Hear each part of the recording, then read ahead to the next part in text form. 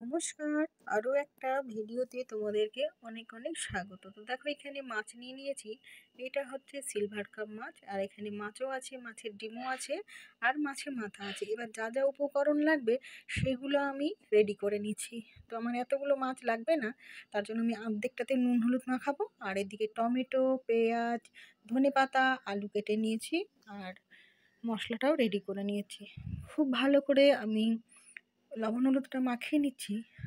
তো এইখানে 1 কেজি মতন মাছ আছে, তো আমি অর্ধেকটা রান্না করলাম আর অর্ধেকটা আমি পরে করব। তো খুব ভালো করে লবণ হলুদগুলো মাখিয়ে নিব। মাখিয়ে নেওয়ার পরে দেখো কি কি করব, আমার সাথে থাকো। আর ভিডিওটা যদি ভালো লাগে অবশ্যই লাইক কমেন্ট করে দিও, আর শেয়ার করতে কিন্তু ভুলো না।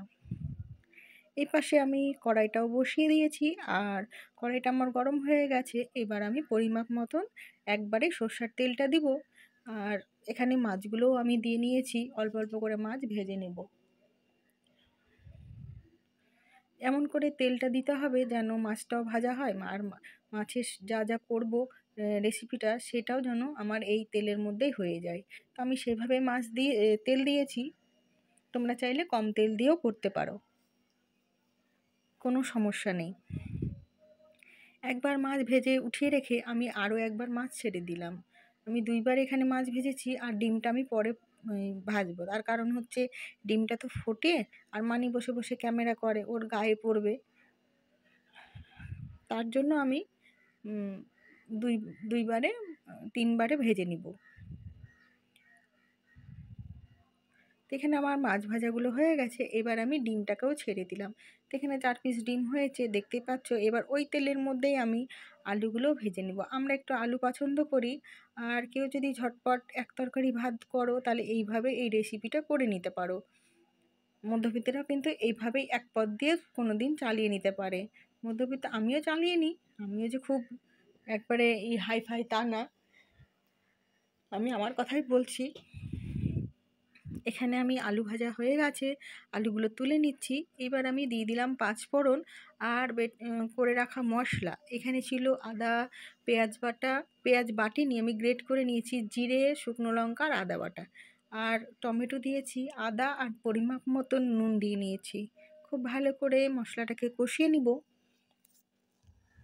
মশলা কষানো পর্যন্ত অপেক্ষা করব।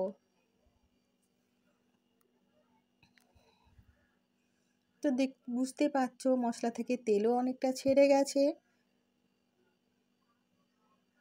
যত মশলা কষানো যাবে ততই কিন্তু মাছের ঝোলের টেস্ট বাড়বে।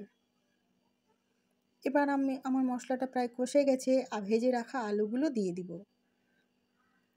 আলুটা দিয়ে খানিকক্ষণ কষিয়ে নিব।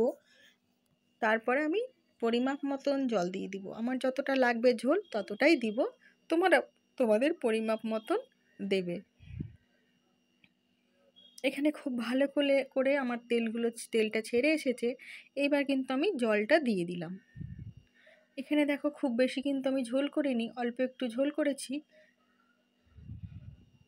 এবার ঝোলটাও আমার ফুটে গেছে।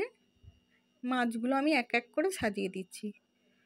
মাছের পিসগুলো অনেক বড় বড়, বেশি নাড়াচাড়া করলে ভেঙে যাবে, তার জন্য বেশি নাড়াচাড়া করছি না, খানিকক্ষণ ফুটিয়ে নিব। আর এখানে দেখো আলু টালু কিন্তু সবই সেদ্ধ হয়ে গেছে আমার, বেশি সময় লাগবে না ঝোলটা হতে।